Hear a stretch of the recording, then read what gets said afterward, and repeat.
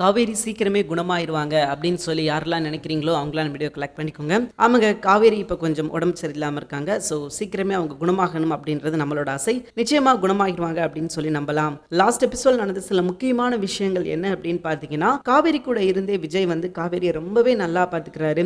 அது போக பார்த்தீங்கன்னா வீட்டுக்குள்ள ஒரு சின்ன சின்ன பிரச்சனை. சாந்தி வந்து குமரன்ட்ட பேசும்போது அவங்க என்ன சொல்றாங்க அப்படின்னா, நீ இந்த வீட்டுக்கு வந்து ஒரு அடிமை மாதிரி மாறிட்ட, நீ அடிமையாவே வாழ்ந்துகிட்டு இருக்க அப்படின்ற மாதிரி சொல்றாங்க. இதை சாரதா கேட்டுறாங்க. இதை சாரதா கேட்டோனையும் சாரதாக்கு வந்து ரொம்ப மனசு கஷ்டமா இருக்குது. என்னடா இவங்க இப்படி எல்லாம் பேசுறாங்க அப்படின்னு சொல்லிட்டு சோ உடனே கங்கா கிட்ட போய் நாங்க வந்து ஊருக்கு போயிடுறோம், நர்மதா காவேரியை கூப்பிட்டுட்டு நான் ஊருக்கு போறேன் அப்படின்ற மாதிரி சொல்ல, அப்போ உங்ககிட்ட ஏதோ பேசியிருக்காங்க அத்தை, என்ன பேசினாங்க அப்படின்ற மாதிரி கேட்டு அவங்க ஆர்குமெண்ட் பண்றாங்க. இப்போ இவங்களுக்கு என்ன சொல்றதுனே தெரியல. அதனால அவங்க என்ன பண்றாங்க அப்படின்னா, அப்படிலாம் யாரும் எங்களை எதுவும் சொல்லல அப்படின்னு சொல்லி சமாளிக்கிறாங்க.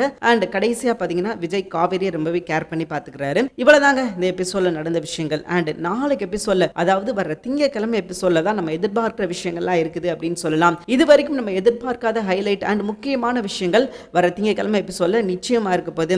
ஏன்னா இப்ப வரைக்கும் பாத்தீங்கன்னா நம்ம என்ன விஷயம் எதிர்பார்த்துக்கிட்டு இருக்கோம், காவேரி விஜய் ரெண்டு பேரும் சேரணும் அப்படின்னு சொல்லி எதிர்பார்த்துக்கிட்டு இருக்கோம். ஆனா தடைகள் அப்படின்னு பாத்தீங்கன்னா வந்துகிட்டே இருக்குது. அண்ட் நாளைக்கு எபிசோட்ல பாத்தீங்கன்னா பசுபதிக்கு எதிராக ஒரு ஸ்ட்ராங்கான ஒரு ஆதாரம் கிடைக்க போகுது. இவ்வளவு நாள் வரைக்கும் ஆதாரம் இல்லை அப்படின்றத வச்சுக்கிட்டு தான் அவன் ஆடிக்கிட்டு இருந்தான். ஸோ நாளைக்கு எபிசோட்ல பாத்தீங்கன்னா அவனை பத்தின ஒரு ஸ்ட்ராங்கான எவிடன்ஸ் கிடைக்க போகுது.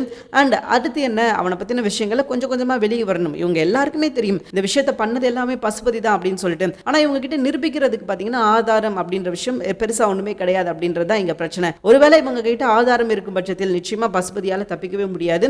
அண்ட் ஆதாரம் இல்லை அப்படின்றத ஒரு விஷயத்தை மட்டும் சாக்கா வச்சுக்கிட்டு அவனால இந்த குடும்பத்துக்கு எவ்வளோ கெட்ட விஷயங்கள், எவ்வளோ கெடுதல் பண்ண முடியுமோ அவ்வளோ கெடுதல் பண்ணிக்கிட்டு இருக்கான். ஸோ இது எல்லாம் ஒரு முடிவுக்கு வரணும் அப்படின்னா பசுபதி மாட்டினா மட்டும்தான் இந்த விஷயங்கள் நடக்கிறதுக்கான வாய்ப்பு இருக்குது. ஏன்னா இப்போ வரைக்கும் பார்த்தீங்கன்னா பசுபதி மாற்றுறதுக்கான வாய்ப்பே இல்லாத மாதிரி இருக்குது. ஆனால் இதுக்கப்புறம் இதே விஷயத்தில் அது நடக்காது அப்படின்றத உறுதியாக நம்பலாம். ஏன்னா இப்போ வரைக்கும் பார்த்தீங்கன்னா அவன் என்னென்ன விஷயங்கள்லாம் பண்ண முடியுமோ அது எல்லாமே பக்காவாக பண்ணிக்கிட்டு இருக்கான். எந்த பிரச்சனையும் இல்லாமல் போகிற மாதிரி தான் அவனுக்கும் தெரியுது. ஆனாலும் அவனுக்கு வந்து பயம் வந்துருச்சு. ஏற்கனவே குமரன் அண்ட் நம்ம விஜய் சொன்ன மாதிரி அவனுக்கு வந்து பயம் வந்துருச்சு. அதனால தான் நம்ம கூட நேரடியாக மோதி இன்னும் நம்மளை வந்து ரொம்ப டார்ச்சர் பண்ணுறான் அப்படின்ற மாதிரி சொல்ல ஆரம்பிச்சிட்டாங்க. ஏன் அப்படின்னு கேட்டிங்கன்னா, பயம் வந்தாலே போதும், அவன் வந்து வெளியே வந்துடுவான், பயத்தில் அவன் ஏதாவது அடுத்தடுத்து ஏதாவது விஷயங்கள் பண்ணிடுவான் அப்படின்னு சொல்லிட்டு அதுதான் இவங்களோட கணக்கு. ஸோ அவனுக்கு பயம் வந்துருச்சு, பயத்தில் எல்லா விஷயத்தையும் பண்ண ஆரம்பிச்சிட்டான். அண்ட் சீக்கிரமே அவன் மாற்றுறதுக்கான வாய்ப்பு 100% இருக்குது அப்படின்றதுல எந்த ஒரு மாற்று கருத்துமே கிடையாது. இனி ஒவ்வொரு நாளும் பார்த்தீங்கன்னா அவன் பயந்தே தான் இருக்கணும். ஏன்னா அவனுக்கு வேறு ஆப்ஷனே கிடையாது.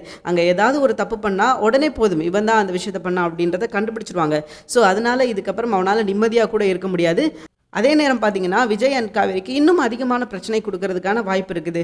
ஏன்னா அவனுக்கு தான் தெரிஞ்சு போச்சு அவ்வளோதான் நம்ம கதை முடிய போகுது அப்படின்னு சொல்லி அடுத்தடுத்து என்ன கேவலமான விஷயங்கள் பண்ணணுமோ அதை எல்லாத்தையும் அவன் பண்ண தான் செய்வான். ஸோ சும்மா இருக்க மாட்டான். ஆனால் இது அவனுக்கு பெனிஃபிட்டாக இருக்குமா அப்படின்னு கேட்டிங்கன்னா வாய்ப்பே கிடையாது. இனிமேல் அவனுக்கு அடிமேல் அடி தான் விழுக போகுது. ஏன்னா விஜய், குமரன், அதுக்கப்புறம் பார்த்தீங்கன்னா நிவின், இவங்க எல்லாரும் ஒன்றா சேர்ந்துட்டாங்க. இதுதான் அவனுக்கு பெரிய பிரச்சனை. அவனை பொறுத்த வரைக்கும் எல்லாரும் தனித்தனியாக இருக்காங்க அப்படின்னு சொல்லி நினச்சிக்கிட்டு இருந்தான்.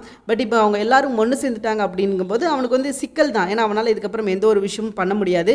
எது பண்ணாலும் 3 பேரும் ஒன்றா வந்து நிற்பாங்க. ஸோ இவ்வளவு நாள் வரைக்கும் தனித்தனியாக மேபி இருந்திருக்கலாம். ஆனால் இதுக்கப்புறம் பார்த்தீங்கன்னா ஏதாவது ஒரு சின்ன பிரச்சனைனா 3 பேரும் வந்து ஒன்றா நிற்பாங்க அப்படின்றதுனால அவனால் இதுக்கப்புறம் சமாளிக்க முடியாது நடக்க போகிற பிரச்சனையை. அண்ட் விஜய் அண்ட் நிவின் இவங்க 2 பேரும் சேர்ந்து நிச்சயமாக குமரனுக்கு உதவி பண்ண போகிறாங்க. ஏன்னா குமரனு பார்த்தீங்கன்னா கொஞ்சம் பிரச்சனையில் தான் இருக்கார். ஸோ குமரனுக்கும் இப்போ கடையில் பெரிய பிரச்சனை, அது போக வெளியும் பிரச்சனை. ஸோ இந்த மாதிரி விஷயத்தில் அவர் ரொம்பவே பாதிக்கப்பட்டுக்கிட்டு இருக்காரு. அது போக அவங்க அம்மா ஏதாவது ஒரு விஷயங்கள் சொல்லிக்கிட்டே இருக்காங்க. அதே மாதிரி இந்த குடும்பத்தை பற்றி ஏதாவது தப்பாகவே பேசிக்கிட்டு இருக்காங்க. ஸோ இதுவுமே அவங்களுக்கு ஒரு பெரிய பிரச்சனையாக தான் இருக்குது. ஸோ அதனால் பார்த்தீங்கன்னா சீக்கிரமே குமரன் இந்த பிரச்சனையிலேருந்து வெளியே வரணும் அப்படின்றது நம்மளோட ஆசை.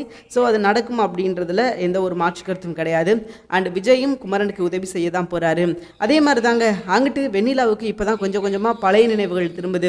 ஏன்னா வெண்ணிலாவுக்கு கொஞ்சம் பிரச்சனை இருந்தது. ஸோ அவங்க இப்போ சரியாகி வந்தாங்க. மறுபடியும் அடித்து அவங்களை கீழே தள்ளிவிட்டு ஸோ அவங்களுக்கு ஒரு பிரச்சனை ஏற்படுத்திட்டான். அண்ட் இதுக்கப்புறம் பார்த்தீங்கன்னா அவங்களுக்கு அந்த பிரச்சனை கிடையாது. ஏன்னா இப்போ அவங்க கொஞ்சம் கொஞ்சமாக சரியாயிட்டு வர்றாங்க. அவங்க சரியாயிட்டு வந்தால் போதும், பசுபதியோட குணம் என்ன அப்படின்னு சொல்லி தெரியும்.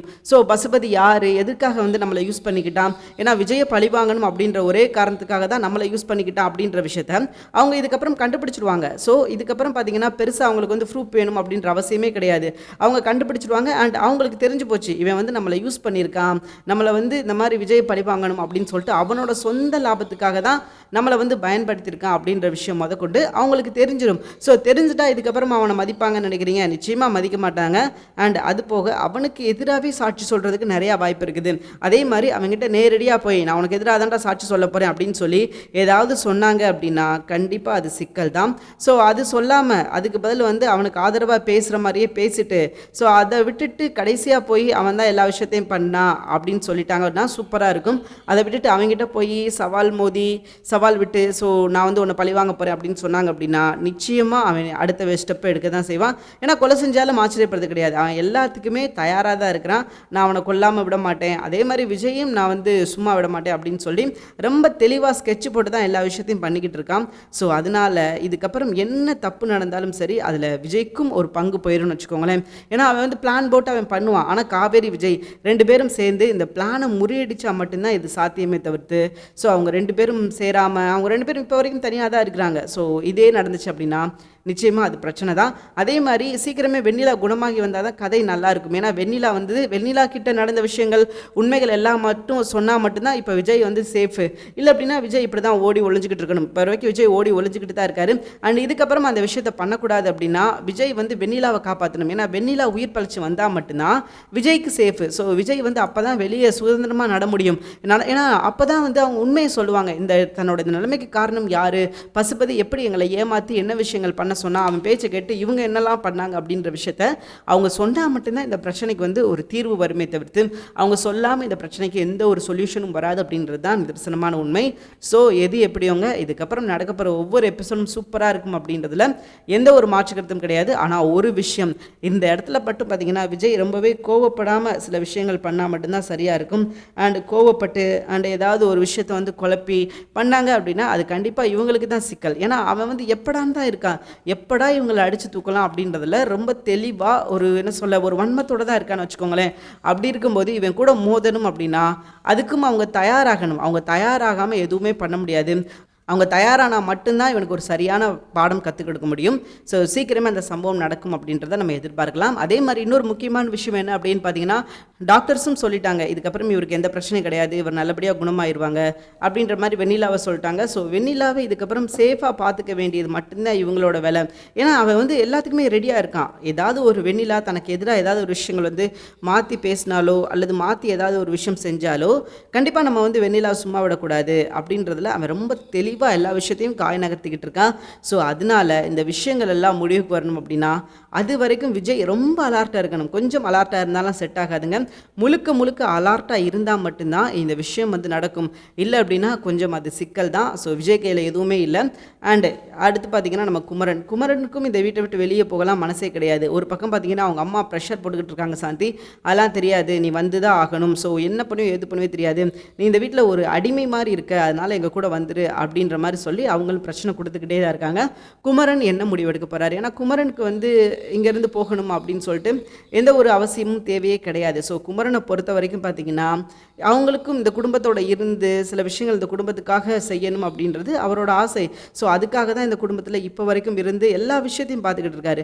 ஆனால் அவங்க அம்மாவுக்கு அது சுத்தமாக பிடிக்கல. ஸோ அவங்க என்ன நினைக்கிறாங்க அப்படின்னா நீ வந்து எப்படிப்பட்டவன், வீட்டிலே நீ ஒரு வேலை கூட செய்ய மாட்டேன், ஆனால் இங்கே வந்து ஒரு அடிமை மாதிரி இருக்கே அப்படின்னு சொல்லிட்டு சண்டை போட்டுக்கிட்டு இருக்காங்க.